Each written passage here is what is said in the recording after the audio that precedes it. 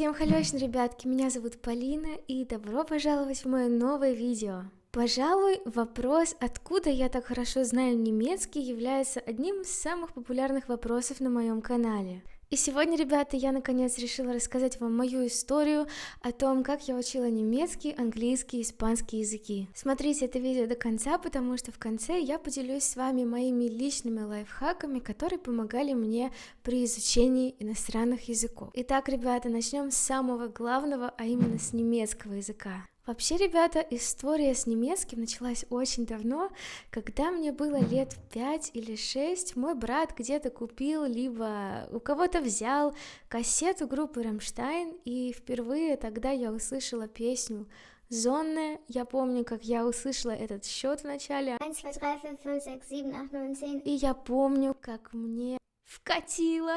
Мне тогда очень понравилась и музыка, и эти непонятные слова. Спустя какое-то время также у моего брата я нашла учебник по немецкому, потому что он в школе изучал немецкий, и в конце этого учебника была краткая сказка про Белоснежку. А Белоснежка — это моя любимая диснеевская принцесса, и вообще это мой любимый мультик, и мне очень тогда захотелось ее прочитать. Тогда я нашла какой-то старый немецко-русский словарь у нас был дома, и я, в общем, эту сказку пыталась переводить, она была еще очень красочная, знаете, красивые вот эти рисунки были. Дело в том, что в 3 годика я уже могла хорошо читать на русском. Был даже такой прикол, что в детском садике меня сажали воспитатели с книжкой, детей сажали вокруг меня, и, в общем, я им читала. Шло время, в 6 лет я иду в школу, и в 4 классе у меня начинается немецкий язык. Так получилось, что у моего параллельного класса был английский как иностранный, а у нас немецкий. То есть, понимаете, я немецкий не выбирала, это он выбрал меня, когда я услышала песню «Зонны». Я сама как-то замечала, что вот у меня хорошо получается произносить слова, и главное, что мне это было прям в кайф. Мне хотелось это делать хорошо, мне хотелось все понимать, мне хотелось читать на немецком. То есть это был такой, знаете, с детства очень живой интерес. Помимо школьных уроков, я еще сама дополнительно много занималась, находила какие-то детские книжечки по немецкому, пыталась их переводить. И, конечно же, огромную роль в моем немецком также сыграла музыка. Вообще, ребята, все хорошее в моей жизни завязано и было завязано на музыке. Когда я пошла в школу в 1 класс, я параллельно пошла в музыкальную школу в 1 класс, и вот в подростковом возрасте я помимо тяжелых групп начинала слушать какие-то немецкие группы. Это были и Рамштайн, и Tokyo Hotel, и Лафи, и Невада Тан, боже, ностальгия. Эти песни я сама начала подбирать дома на пианино, пыталась сама их петь, мне очень это нравилось, и я как-то незаметно сама для себя создала вот эту среду, что я постоянно была в немецком. Я учила немецкий в школе, я его учила сама дома, я пела песни на немецком, я пыталась читать какую-то литературу на немецком, какие-то журнальчики, я в интернете выискивала разные форумы, где ребята общались на немецком, это были и просто русскоговорящие ребята, кто изучал немецкий, также это были носители языка. Как-то я сама себя погрузила в такую среду, когда немецкий стал просто моей рутиной, если можно так сказать. Затем одним из важных событий в моей жизни стало участие в немецко-русско школьном обмене, когда мне только-только исполнилось 15, я попала в Германию, я прошла конкурсный отбор и уехала на 2 месяца в немецкую семью, я училась в немецкой школе. Это был просто один из лучших таких опытов в моей жизни, когда я впервые вот так вот вышла из зоны комфорта, пыталась влиться в чужую культуру. И знаете, когда я об этом рассказывала вскользь, там на стримах или где-то, я часто потом получала сообщение, что вот, ты же училась в Германии, поэтому ты так хорошо знаешь немецкий. На самом деле, ребята, да, конечно, это отчасти правда, но я вам скажу, что мне настолько самой хотелось его учить, что я уже поехала в Германию, уже имея хорошие знания, то есть я уже могла объясняться, я могла задавать вопросы, я хорошо понимала, что мне говорят. Конечно, эта поездка очень мне помогла в плане языка, то есть она меня как бы разговорила, у меня уменьшился языковой барьер, но, ребята, я всегда говорю, что языки можно учить самостоятельно. В общем, моя первая поездка в Германию длилась 2 месяца. Ну, для любого ребенка выход вот такой из зоны комфорта, тот факт, что я попала вообще в другую страну, к другим людям, эта семья, она была еще вегетарианской, веганской, вот что-то такое, они почти не ели мясо, вы знаете, какой я мясоед. Давай давай мясо. К тому же я еще попала в немецкую школу, она была не совсем обычной, это была Waldorfschule. Ребят, не буду объяснять, это будет очень длинное видео, просто можете загуглить, что такое Waldorfschule. Я попала в абсолютно другой мир, очень резко, и мне пришлось как бы приспосабливаться вот к этой среде и пытаться в ней выжить. Я когда приехала в Россию, также продолжила сама заниматься. Затем я сдала ЕГЭ, поступила в Воронежский государственный университет на факультет международных отношений. Там очень много языковых часов, и я знала, что там есть возможность попасть на стажировку в немецкий универ. И для меня это было основной целью, потому что это было такой моей маленькой мечтой. Вот когда я съездила на немецко-русский школьный обмен, я уже тогда поняла, что я должна сама себе поехать в Германию и поучиться там, уже как бы будучи в серьезном таком формате, то есть в университетском, и я поняла, что я должна сделать все, чтобы туда попасть. Язык преподавался очень серьезно, и более того, ребята, у меня была просто чудесная преподавательница по немецкому языку. Мало того, что она сильнейший преподаватель, она еще и огромной души человек. Елена Сергеевна, если вы смотрите вдруг случайно это видео, огромный вам привет и обнимаю вас, помню о вас. Но, ребята, тут начинается супер-пупер история. Универ — это не школа, и нагрузка была совершенно другой. Появилось огромное количество других предметов, на которые нужно было тратить, очень много времени. Это был огромный объем информации, ребята, и я тогда, знаете, прям немножко потерялась, потому что я начала очень сильно стрессовать, я ничего не успевала, я не понимала, что от меня требуют, я не понимала, откуда взять время, чтобы выучить сразу вот весь этот объем информации. Школу я закончила с золотой медалью, я не могла себе позволить уж очень сильно как-то сделать шаг назад в плане учебы. В итоге, ребята, я запорола первую сессию, я закончила ее с 2 тройками, и, конечно, для меня это был просто дикий удар. Огромной мотивацией была как раз-таки та самая стажировка в Германию, и я потихоньку узнавала, что для этого нужно, чтобы туда попасть. И одним из главных критериев было то, что оценки должны быть 4 и 5, то есть троек быть не должно. В общем, я взяла себя в руки, как-то пошла на второй курс, училась неплохо, но в одном из семестров опять получаю тройку. По нервам это било страшно, и ведь, понимаете, я же не была каким-то совсем там глупым студентом, то есть я все учила, я посещала все пары, бывало, что я прогуливала, но все это было как бы в меру. И я, откровенно говоря, никогда не была каким-то, знаете, вот человеком, которым принято называть ботаном, или который очень много учится, больше ничего не делает. Нет, я жила абсолютно нормальной жизнью, у меня были мои музыкальные группы. По мне это очень сильно ударило, потому что у меня никогда не было троек, понимаете? То есть это как-то, это для меня был огромный какой-то шаг назад. Мне не надо было быть какой-то там супер лучшей, мне просто надо было закончить без троек. И, ребята, тогда начался дичайший просто мозговой штурм. Я не знаю, сколько информации я тогда вложила в мой мозг.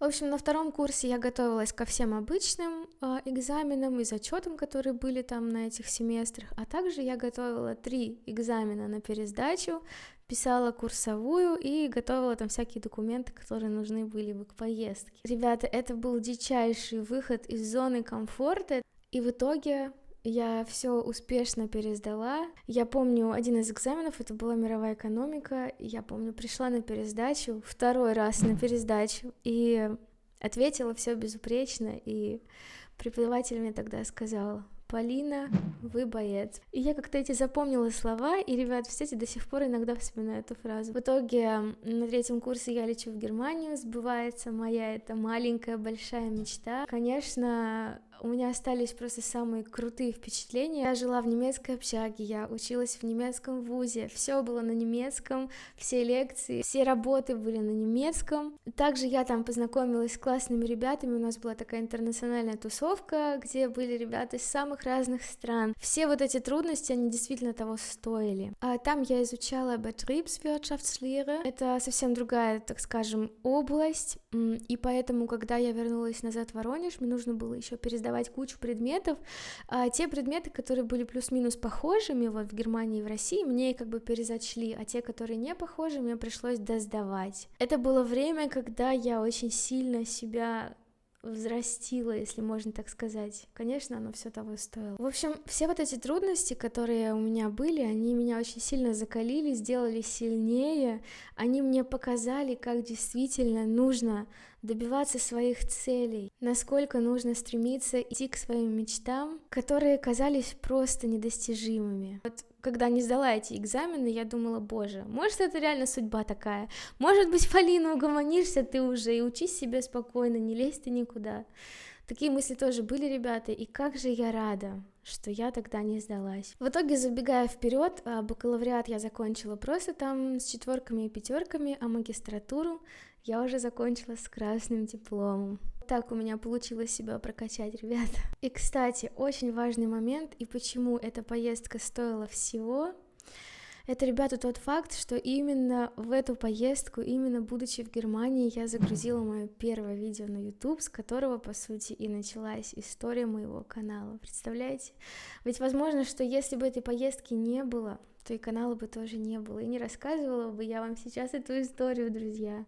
Если вам интересно, как именно началась история канала, дайте мне знать в комментариях, и я, может быть, сниму. Если бы этого всего не было, возможно, и меня бы такой, как я сейчас, не было. Ничего не упало с неба. Я знаю цену тому, что у меня есть, и я по-другому к этому отношусь. Мои знания — это 1000 часов работы с языком, миллионы минут прослушанных песен. Это огромное количество времени, потраченное на немецкий. Сразу же по возвращению из Германии, ребята, я начала пробовать себя в качестве репетитора, частного преподавателя по немецкому. Затем с приходом ковида я уже начала преподавать онлайн. Я просто чувствовала в себе этот потенциал. Я чувствовала, что я могу быть полезной людям. И, пользуясь случаем, ребята, хочу поделиться с вами одной, я надеюсь, очень хорошей новостью.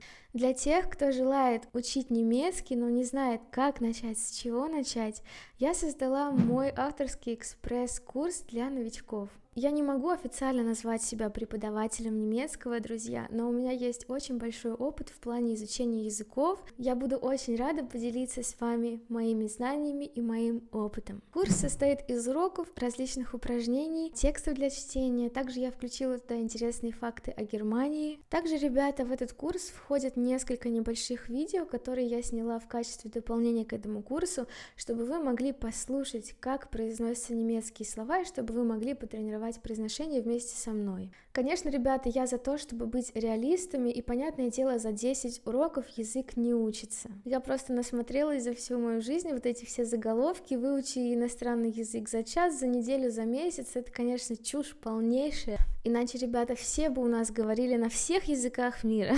В общем, ребята, за 10 уроков у вас будет хорошая база, и у вас появится представление о том, что вообще такое немецкий язык, что он из себя представляет. Всю информацию, ребята, о курсе я оставлю в описании под видео, и я буду очень рада, если вы решите учить немецкий вместе со мной. Ну что, друзья, поговорим о втором иностранном языке, а именно об английском.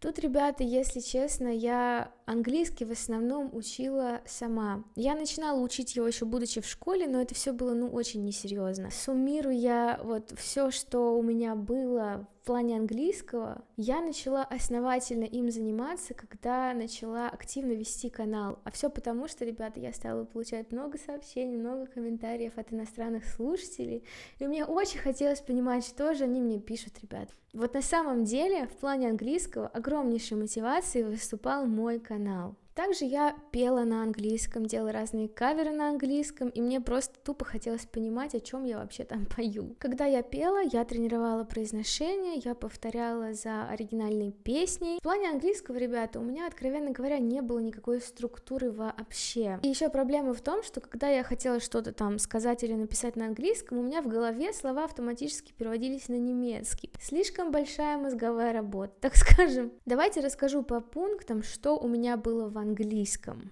Первое, как я уже сказала, это я брала песню, я ее репетировала, тренировала произношение, тупо повторяла за тем, как оно там поется в песне. Второе, я смотрела разные интервью моих любимых групп с субтитрами. Друзья мои, это просто отличная вещь. Серьезно, в любом языке берите видео, включайте субтитры и смотрите это видео с субтитрами. Затем, третье, основную грамматику я брала из самых разных приложений по английскому, которые мне в тот момент нравились.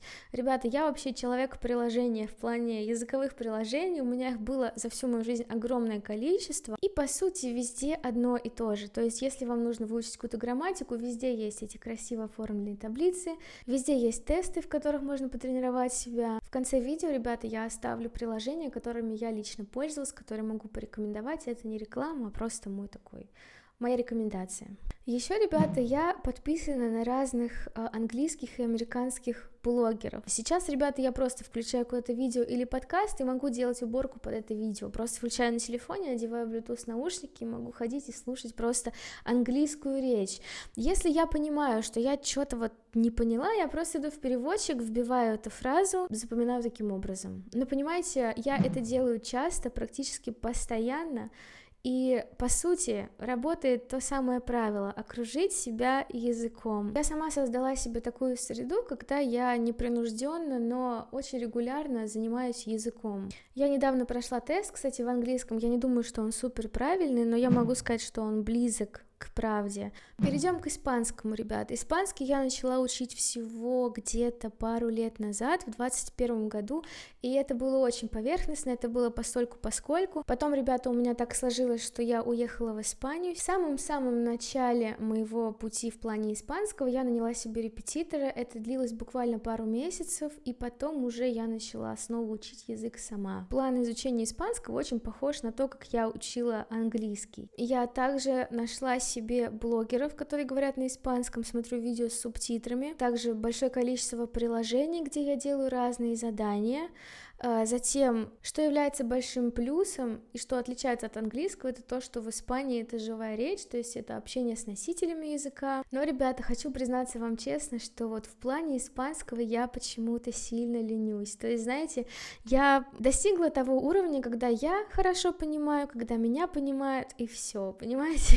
Я хорошо понимаю людей, я могу объясняться, и все. Дайте мне, пожалуйста, волшебный пинок в комментариях, чтобы я уже довела испанский до супер-пупер уровня. А теперь, ребятки, я хочу дать вам лично мои рекомендации или какие-то маленькие советы в плане того, как лучше, эффективнее учить иностранные языки. Первое. Говорю всегда, везде, всем. Вместо одного незнакомого слова выписывайте фразу и запоминайте целиком фразу. Второе, очень важное правило. Какой бы язык я ни учила, подводя итог всему моему, так скажем, языковому пути, я всегда старалась делать это регулярно. Не менее 5 раз в неделю, в идеале 7 раз в неделю. То есть, да, в универе у меня там был немецкий, в школе у меня был немецкий, у меня был учебный план и все такое. Но в плане английского и испанского лучше занимайтесь каждый день по 30 минут, чем 1 час раз в неделю, понимаете? Третье правило. Смотрите кино, сериалы,